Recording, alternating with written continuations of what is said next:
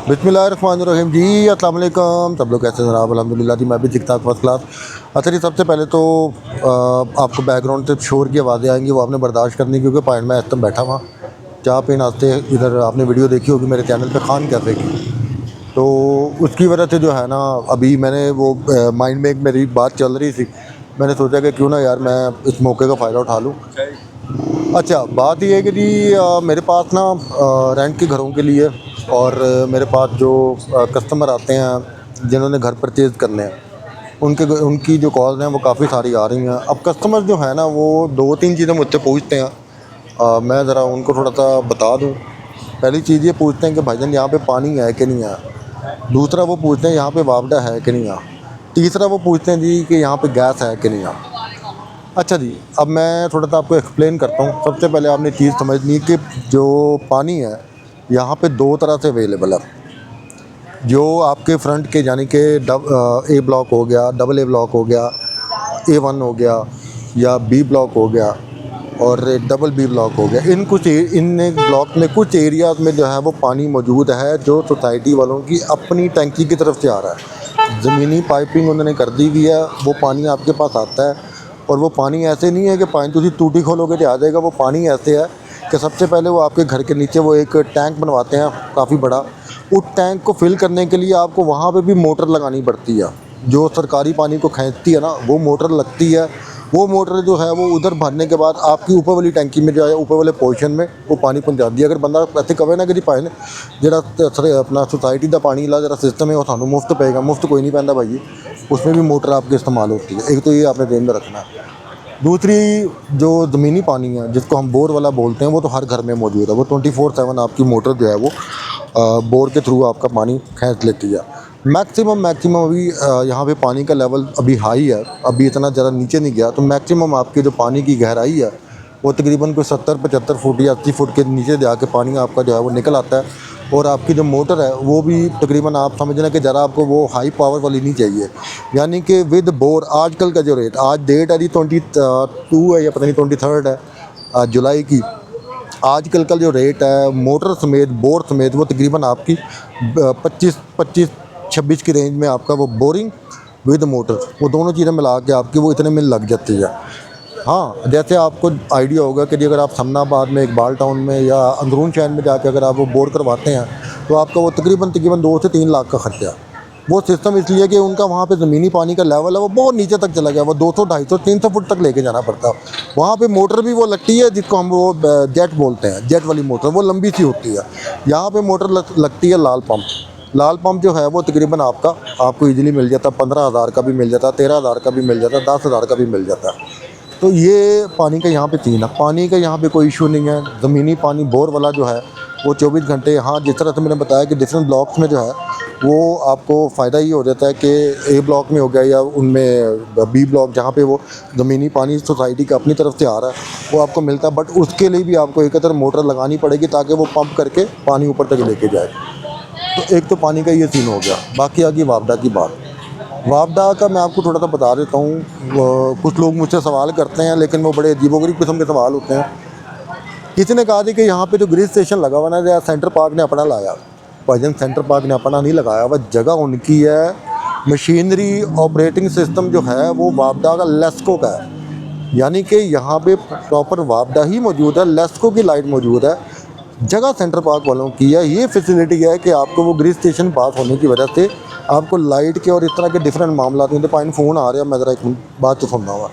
आपको डिफरेंट जो है ना वो मामला का सामना नहीं करना पड़ता। जैसे लाइट ज़्यादा जाना या ज़्यादा लोड शेडिंग होनी, या जैसे पूरे लाहौर में अगर लाइट ज़्यादा जा रही तो यहाँ पे अगर जाएगी भी लेकिन वो स्केड्यूल के मुताबिक जाएगी। ये नहीं कि अगर गई है तो गई रही है या बंद है, ऐसा कोई चक्कर नहीं है।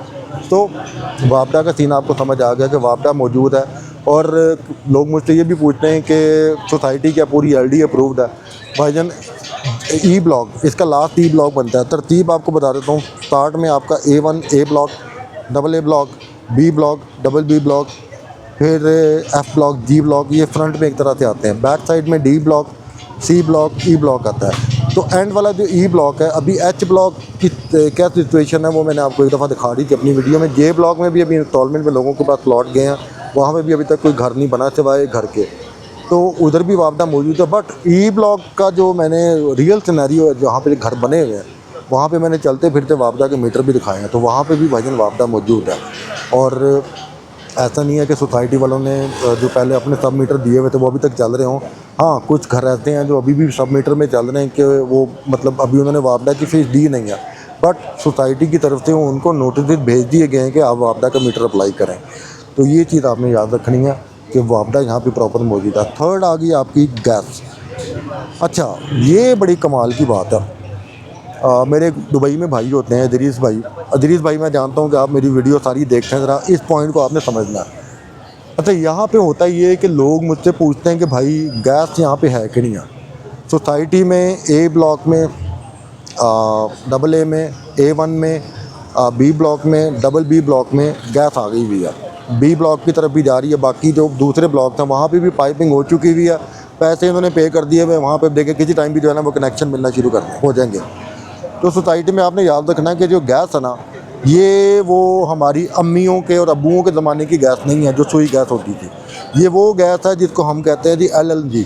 अब इसका वो शॉर्ट फॉर्म मैं निकाल के देखूंगा, बार LNG बोलते हैं इसको, लिक्विड पता नहीं इस तरह से इसका नाम बनता है। ये सुई गैस नहीं है। सुई गैस जब आपकी आती थी, आपका एवरेज बिल बनता था गर्मियों में 250-300, क्योंकि हमने खुद भी पे किया हुआ है। और सर्दियों में आपका बिल बनता था ज़्यादा से ज़्यादा 700-800। आप 24 घंटे वो चला भी रहे हैं, चूल्हे भी चला रहे हैं, हीटर भी चला रहे हैं, तो अगर बहुत ज़्यादा जंप लगा किसी का तो 1000 रुपये तक लगा, इसके ऊपर जाता कोई नहीं था। बट ये वाली जो गैस है, इसका गर्मियों में आपको जो बिल आता है तकरीबन वो कोई 1500-2000 से स्टार्ट होता है, 5000 तक भी जाता है। सर्दियों में आपका यही वाला गैस का जो बिल है वो तकरीबन 10,000 से लेके 20,000 तक भी जाता है। एक तो ये पॉइंट। दूसरा पॉइंट ये कि भाई 24 घंटे में से सिर्फ 6 घंटे जो गैस है वो अवेलेबल होती है।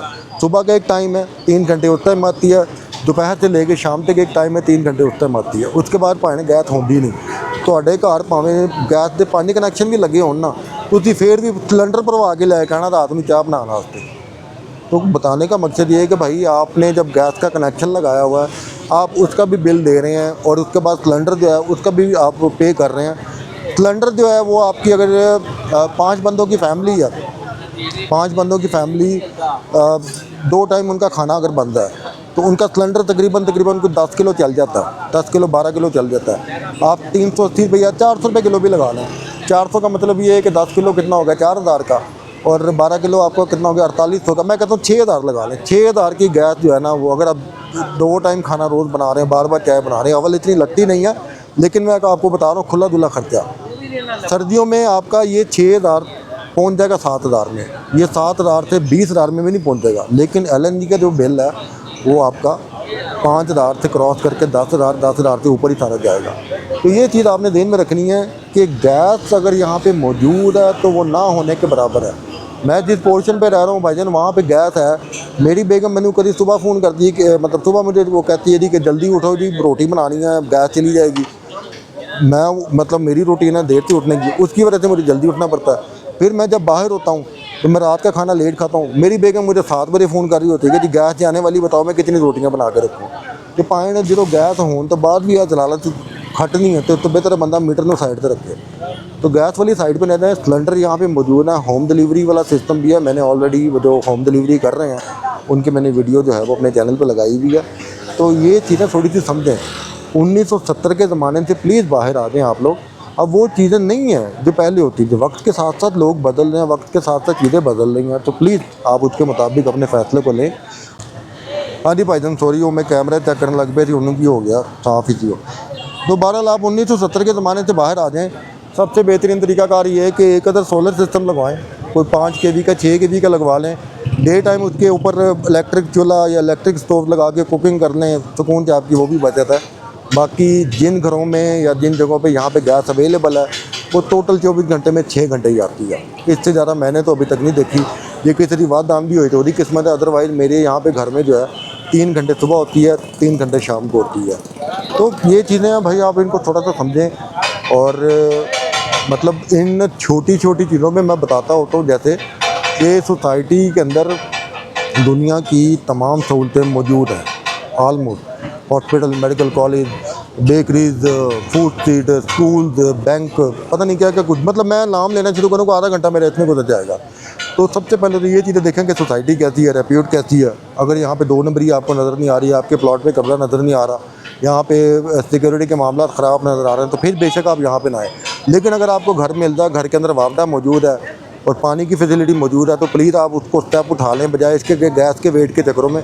गैस का आपका जो है वो एक मतलब वो नफ्सियाती तसल्ली होनी है कि बस मीटर लगा हुआ है। बाकी उसका फ़ायदा आपको सिर्फ ये होगा कि 3 घंटे तो सुबह और 3 घंटे तो जो है ना वो शाम को आपको कुकिंग का टाइम मिल जाएगा। लेट नाइट थोड़े घर कोई मेहमान आ गया तो उन्हें फिर सिलेंडर इस्तेमाल करना पड़ेगा या बाहरों खाना मंगवाना पड़ेगा। एनीवे, मैं जो बताना चाह रहा था मेरे ख्याल से भाइयों को समझ आ गई होगी।